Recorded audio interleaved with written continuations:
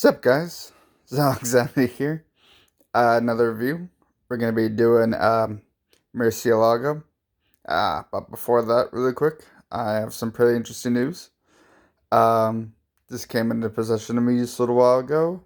Got it from a friend, and I'm really excited to show you. It's going to be laptop.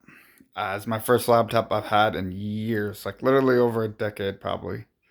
And so yeah, I'm gonna be using it, probably doing some let's plays, and I'll be doing like face stuff now from now on, hopefully with the camera on it and getting more stuff for it once I get it all, check all the specs and stuff like that, get it all ready and set up.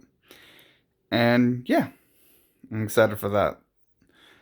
Let's, and you'll be, of course, see my face, right? Yeah, sorry. Anyway, moving on to the review.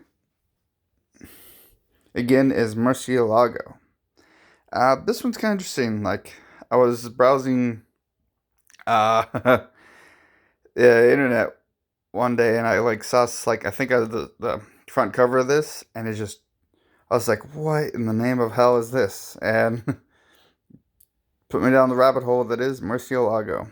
And geez, this is a hell of a series, if I ever say one. As you can see, parental advisory. It's definitely not for everyone. And it's by, alright, I'm probably gonna butcher this, but bear with me. Yoshimurakana. Yoshimurakana, I think that's how you pronounce that. It's in Yen Press, and man, this is one fucking crazy series. Well, for anybody that doesn't know, well, probably not know. I'll explain. It's about the main character on the front right there. Her name's Kuroko. Yeah, Komori Kuroko, and her partner Hinako.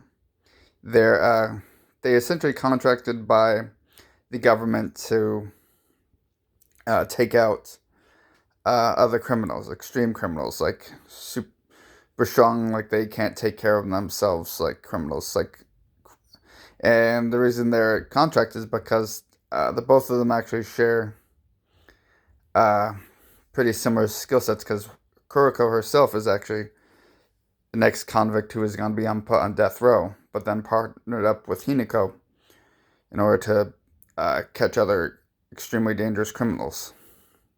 And Kuroko herself has killed like hundreds of people, and now uses those skills to catch other criminals and avoid being put to death herself. And yeah, it's a pretty dark series. Really messed up some stuff that happens in there. Lots of really graphic deaths on from just, normal everyday citizens to uh children even, and things like that. It's really messed up.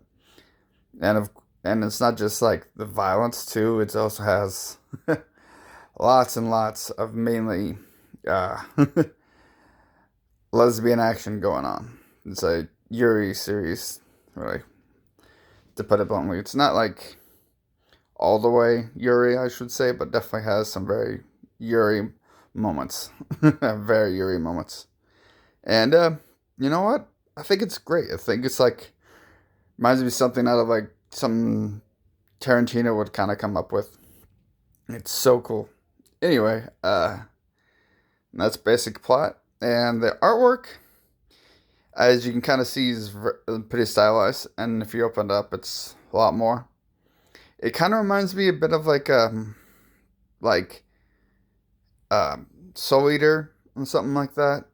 Just take into a bit more of a darker tone with lots of like really stretched out characters. Really tall, like Kuroko herself is a very tall character. She's very lanky. And there's some very cute characters, but also like they can also get distorted pretty well in these really like, you know, when you see them unveil like their darker side and things like that, it has that very like dark shaded moments and things like that. And of course the long hair and the big creepy smiles. You know guys what I'm talking about if you know those kind of like moments. There's a lot of those in there. And it's got a lot of good action involved in that too. Lots of gunfire, lots of knives, lots of everything. It's also got a bit of torture in here too. So yeah, and that leads me to like some of the themes of it too. Like it deals with like of course Kuroko being pretty messed up herself, going against other pretty messed up individuals, and the unfolding scene, like what led them down these paths, and not really like humanizing them at all. Is just making you understand them.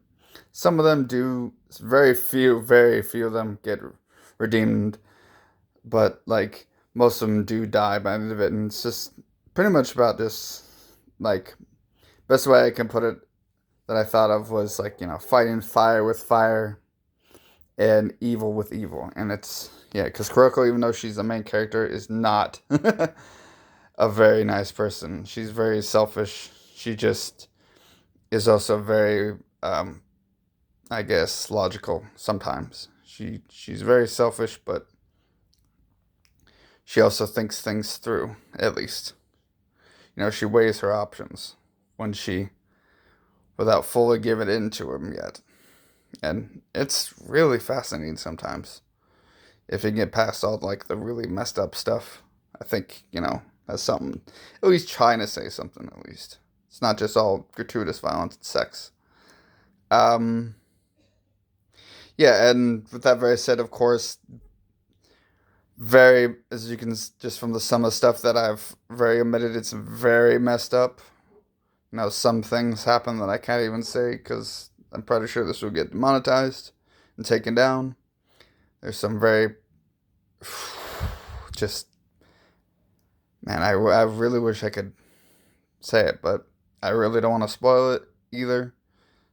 But yeah, just don't get coming and looking for your average like actiony kind of stuff. This is pretty messed up at some, and is of course, like I said, that's lots of fan service. You can see some of very weird too. So, final thoughts on all of this. Very stylized art. Good action. Definitely not safe for work, and just really not for everybody, I would say. But if you're okay with a lot of those things mentioned, I'd say kind of give it a try. Anyway, I'm really excited for that laptop, guys. Hope you guys are. Talk to you guys later. Bye.